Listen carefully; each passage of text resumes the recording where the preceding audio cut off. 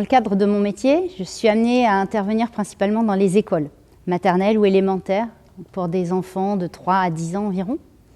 Je suis également amenée à intervenir au sein des conservatoires puisque je suis en charge de cours d'éveil musical. Donc je dis éveil musical, mais sur le réseau, c'est un éveil musical artistique et culturel au sens large. Donc on travaille avec des binômes de professeurs, des professeurs de danse, des intervenants contes, des professeurs d'art plastique pour un éveil riche.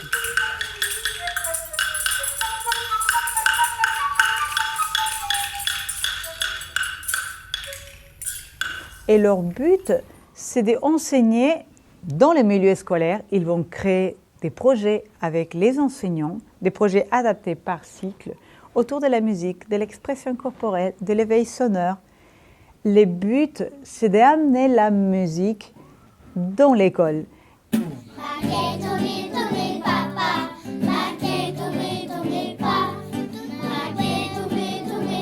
La musique est importante et parfois délaissée à l'école.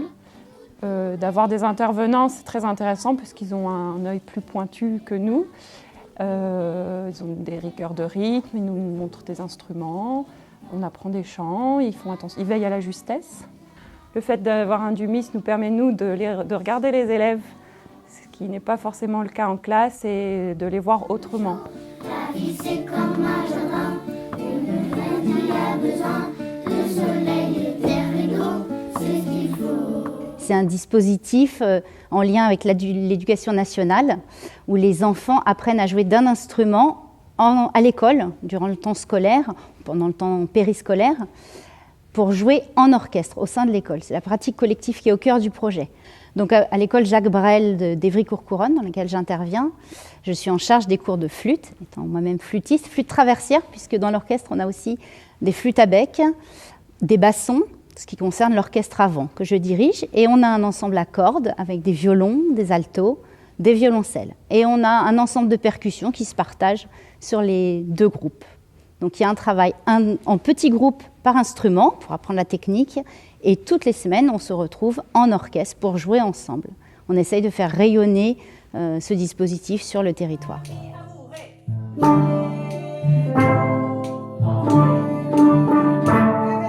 L'idée de ces projets, c'est faire en sorte que l'apprentissage de la musique et d'un instrument soit possible à des enfants qui n'ont pas toujours accès ou la possibilité de venir dans une école de musique ou dans un conservatoire.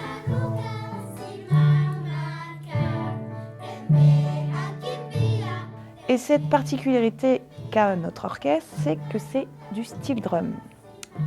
Et j'ai remarqué qu'avec les enfants, moi qui suis violoncelliste, le violoncelle, il faut fabriquer son son avec l'archet, il faut positionner son doigt correctement pour être juste, tandis qu'avec leur style drum, ils n'ont juste à taper et le son est là.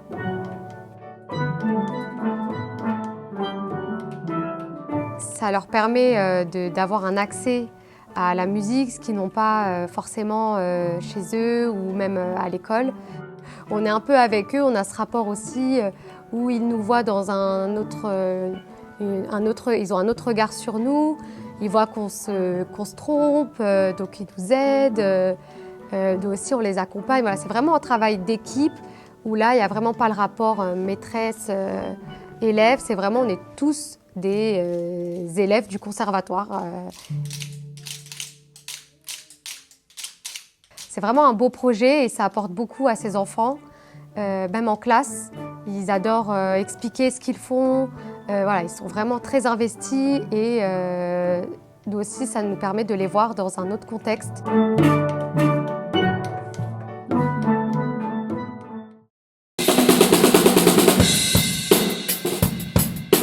Je m'appelle Thibaut, je suis professeur de batterie dans le réseau du Conservatoire Grand Paris Sud. Je fais aussi de l'action culturelle. Dans l'action culturelle, on fait des interventions musicales qu'on appelle des BIM.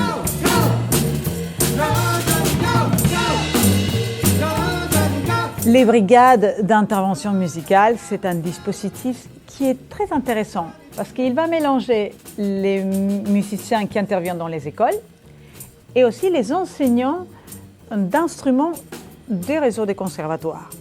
Alors, comment on fait cette collaboration? On a fait appel à un metteur en scène de la compagnie de l'Orage et on a monté des petites pièces de théâtre. On raconte des histoires et en fait, on va vous faire découvrir la musique, l'histoire de certains styles de musique. On va vous faire découvrir des instruments rares ou des instruments que vous avez vus certainement à la télé, que vous avez entendus à la radio, mais que vous ne connaissez pas l'origine et l'histoire. Et ben, on va vous faire découvrir tout ça d'une façon ludique, drôle, en musique, en chant, en danse, et tout ça tout près de chez vous. C'est-à-dire que ce dispositif est mobile.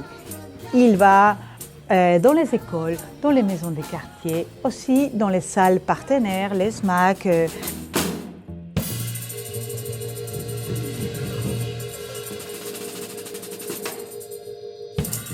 Donc notre mission en fait au sein de CEBIM, ça va être d'apporter l'égale dignité entre les différentes cultures, les différents styles de musique, les différentes musiques.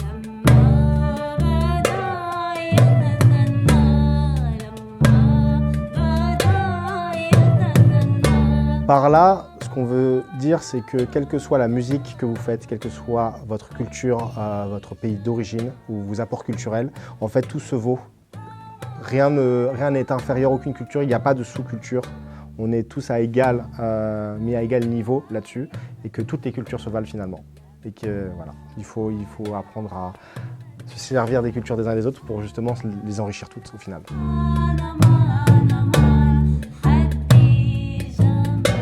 Dans le cadre de nos missions d'action culturelle, je mène avec les collègues de l'équipe des bals en milieu scolaire, dans des maisons de quartier, différentes structures. Un bal traditionnel. On apprend la danse pendant le bal, on la montre aux enfants et puis ensuite on pratique dans le plaisir, dans l'échange. Et ce qui est intéressant aussi, c'est que chacun d'entre nous, on est professeur, mais on est aussi artiste et que ça nous permet en fait de montrer cette facette-là en fait de notre rôle. Et dans les BIM, on est vraiment des artistes à part entière et des musiciens sur scène qui allons présenter un concert. Et c'est ça aussi qui m'intéressait dans le fait de participer à cette BIM.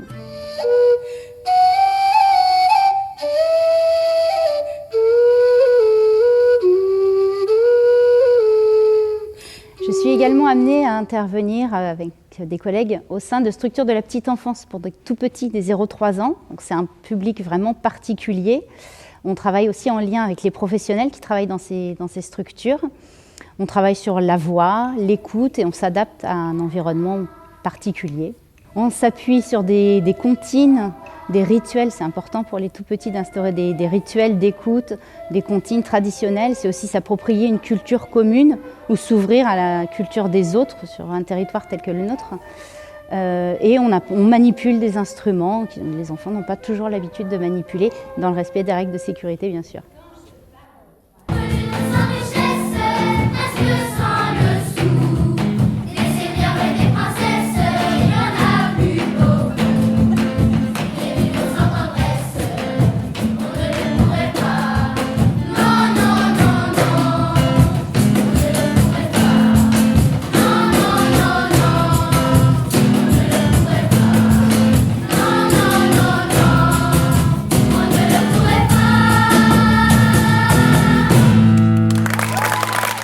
Justement, l'entrée en art, pour les filles notamment, c'est pas forcément évident et donc on essaie d'aller sensibiliser les enfants à prendre conscience qu'une fille, ça peut rapper par exemple, ou peut faire de la musique de façon même professionnelle si elle a envie.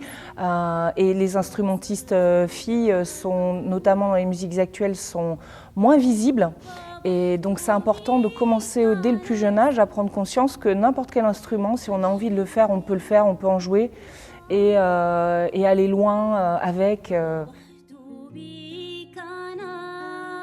Alors les EAC, c'est une manière de développer la démocratisation culturelle parce qu'on va aller chercher des enfants, d'autres types de publics en dehors des conservatoires.